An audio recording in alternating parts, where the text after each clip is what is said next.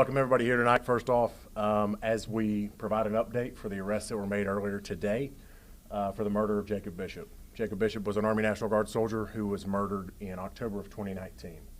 Before I turn it over to Sheriff Davis to provide us an update, I do want to say that this is still an active investigation. So as we provide updates and as we move forward, there may be some questions that we understand that we can't answer at this time. But we will make sure that we provide any sort of updates through every step of this case via our social media, via email, et cetera, that way. So without further ado, I do want to turn it over to Sheriff Davis to provide an update. Thank you. Thanks, Zach. We want to welcome everybody here today. We have some exciting news from our Sheriff's Office. I'll just start with a little bit of history about the case. In 2019, October 1st, we received a call of a deceased male. Appeared to be Jacob Bishop, was found by his mother that had been shot multiple times and bound by zip ties.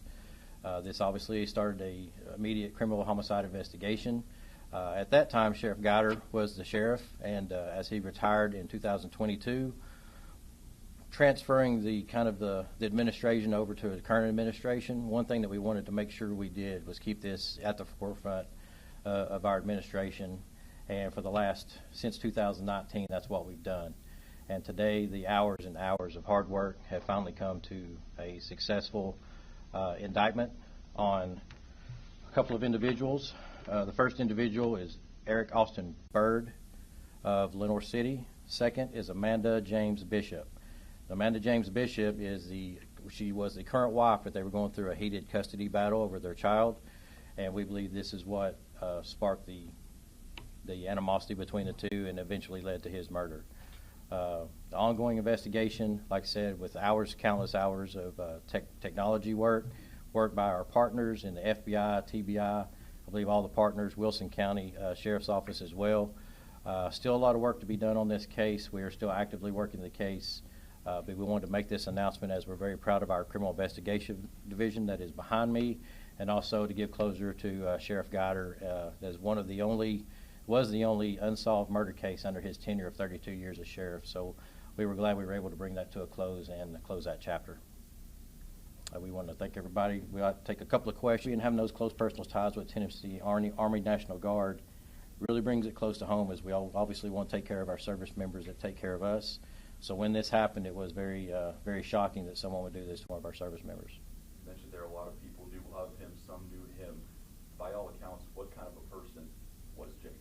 Can you speak to that? Well, he was a father, first of all, and a son, and being able to go and tell his mother today, after almost 5 years of countless nights of probably tears and worrying whether this was going to get solved or not, it was a very good relief to be able to tell her that we finally got two in custody. Being that this was a family matter, how touchy did you have to be with this investigation? How shocking was it personally to learn of the charges that are now? Well, with her being the one that found him, I think all of us can say that we're involved in this investigation and listening to some of the evidence that we've collected over the years, with the mother being the one that found him, and being able to tell her and see full range of emotion, of relief. And some people say, give them peace or closure. I don't think there's really closure in a case like this, but we can at least try to give them some justice. So that's what we're trying to do today, is give her a little bit of justice and be able to follow this through to get it a conviction. You mentioned it's been a long time. Can you speak about how often you guys were working on this case? Was it an everyday for 5 years thing? Constantly. It was constant. It was always in the forefront. It went through about 4 different investigators. We would go until all the leads would burn out. We put a fresh set of eyes on it. We've gone through about everyone in this division. Some that are even away from the division now have been involved in this case, so we're happy that it came to a conclusion. Texas law enforcement agencies were involved in this case. Why was that? Well, we had some people of interest, and we traveled to Texas. We were going to track down every lead that we had, so we had a lot of help from a Texas Sheriff's Office to interview some people of interest. And you mentioned new technology that helps solve this case. Can you say what those new technologies were? I would if I could explain them.